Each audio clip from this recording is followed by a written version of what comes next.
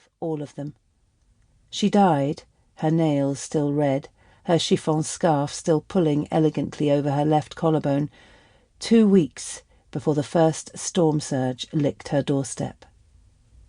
It crept up, storm by storm, washed through until the high tide reached the other side of the house, started making for the fields.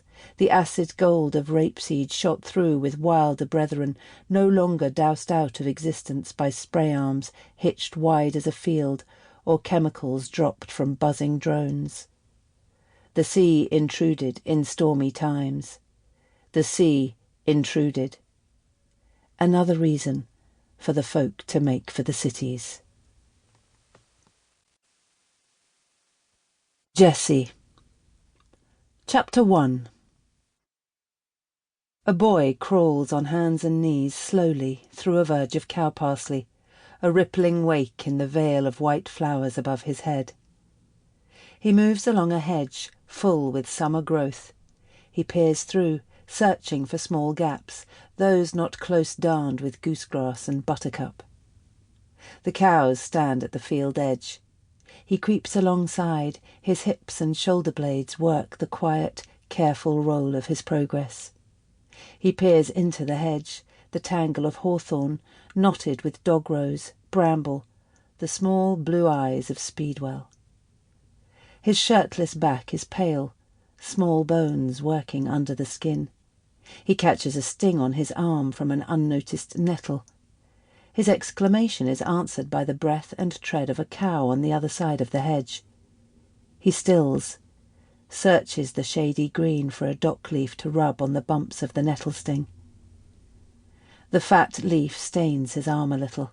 He blows to cool the pain, then continues his stealthy way. This boy spends hours and days out here. He fits himself into hollows and sings quiet songs.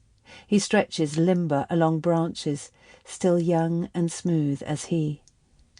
Feet back on the ground, he hugs the ancient trunks, scratching his belly and arms on rough bark.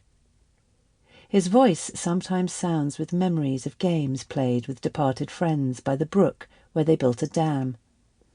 He keeps up the work, overseeing the structure they made and bringing into the present, quietly under his breath, the raucous chatter of old summers. He and Sepp had done most of the work.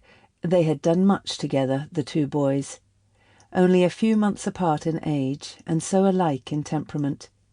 He recalls the flow of voices, an echo of those companionable days. "We need some moss. I'll get some more stones." "That won't work. You idiot." He picks up a stick, makes an exaggerated pantomime of what itself was already just that, when Tammy pulled out a vape and smoked, properly.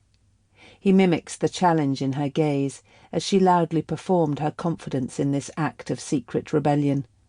It had been a shocking and bravura performance. She had moved with her family to the city by the autumn.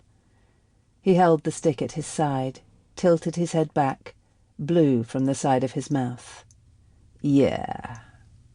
He mimes flicking a switch on the stick, tucks it into the back pocket of his jeans, then squats at the bank of the stream, picks stones out of the ground, throws them, aiming for a fern on the other side of the bank. This boy, Jessie, goes into the house where he lives with his mother, Lena, and his father, Marshall. He can hear Lena upstairs doing something, doing one of the things she does, probably work.